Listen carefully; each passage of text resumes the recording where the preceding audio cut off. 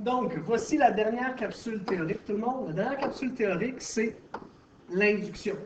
L'induction, c'est quoi, tout le monde? Bien, vous avez déjà posé la question, ou peut-être déjà, vous avez déjà essayé de faire ça ici. Vous prenez, tout le monde, une personne, vous prenez ses cheveux, un ballon, puis vous frottez ici avec le ballon. Ensuite, vous avez votre mur, puis, comme par magie,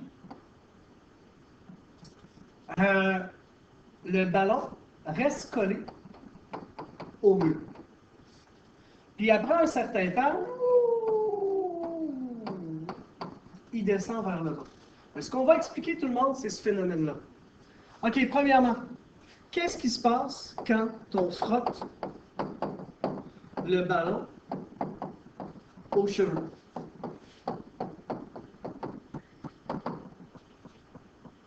Ben, il devrait, tout le monde, il y a le ballon et le cheveu, ils vont prendre des charges différentes. Mais soit que le ballon va devenir positif, soit que le cheveu va devenir négatif, ou l'inverse. OK? Moi, tout le monde, je vais vous dire, voici la série électrostatique suivante. Je vais dire, OK, je vais y aller avec des œufs. Je vais y aller avec des cheveux. Ballon. Et là, je vous dis, si, quand on frotte deux substances, celle qui est le plus à gauche devient négatif, puis celle le plus à droite devient positif, ben, qu'est-ce qui va se passer avec les cheveux et le ballon? Ben, le plus à gauche, tout le monde, c'est les cheveux. Et le plus à droite, c'est le ballon. Ça veut dire que mes cheveux vont devenir négatifs et que mon ballon va devenir positif. Ça veut dire que je pourrais répondre à la question, mon ballon devient positif et mes cheveux deviennent négatifs. Si je ne vous donne pas de série, tout ce que tu peux savoir, c'est qu'il y en a un qui devient plus, l'autre qui devient moins, mais tu ne peux pas savoir lequel est lequel. Si je te donne une série électrostatique, ben, tout le monde, tu peux me dire lequel va être positif, lequel va être négatif. OK. Deuxième chose à savoir, mon mur, au début, est-ce qu'il est positif? Est-ce qu'il est négatif? Ou est-ce qu'il est neutre? Ben, comme je n'ai rien frotté, je peux prendre pour acquis que c'est neutre. Donc, j'y vais. Ici en avant, on y va avec la conduction. Mais qu'est-ce que ça me dit, la conduction? Désolé, je reviens ici.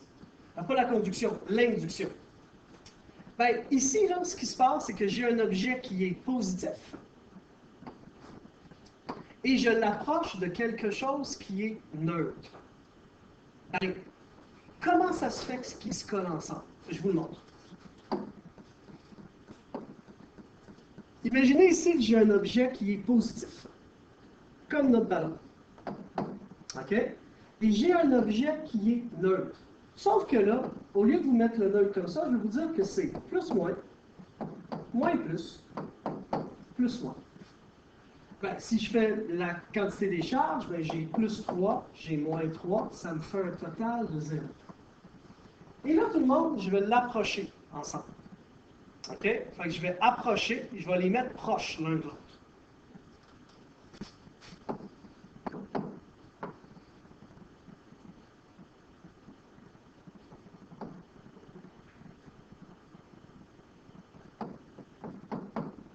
Oups, désolé. Plus moins. Ah!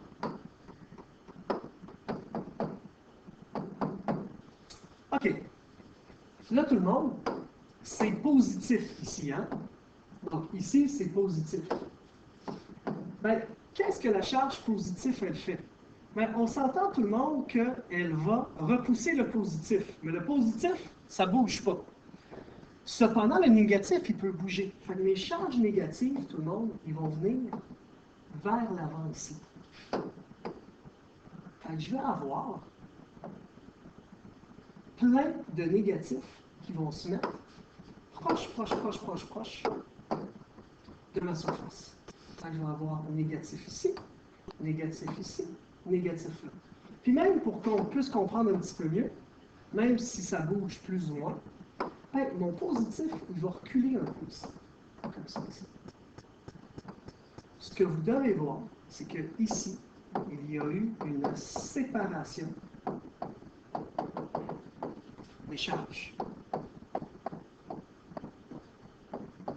Ça veut dire quoi? Ça veut dire que mes négatifs, ici, les négatifs se sont approchés du positif qui est là ici. Qu'est-ce qui se passe lorsqu'on a du positif et du négatif? Ben, ici, tout le monde, ils vont s'attirer. C'est pour ça que ça colle. Ben, qu'est-ce qui se passe maintenant si je les éloigne à nouveau? Ben, si je les éloigne, tout le monde, ben, je vais me ramasser encore comme avant. Je vais avoir le négatif là. Je vais avoir ici ma séparation que j'avais ici. Elle a disparu. Mes électrons puis mes charges puis mes protons sont au même endroit.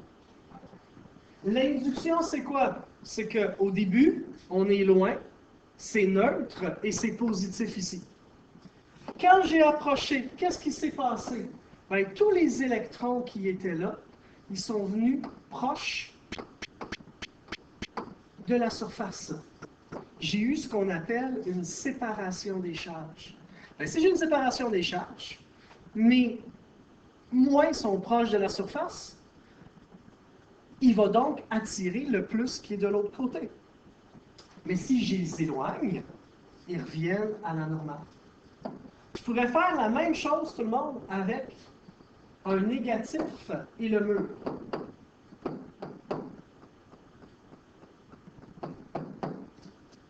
Si je les approche, qu'est-ce qui se passe?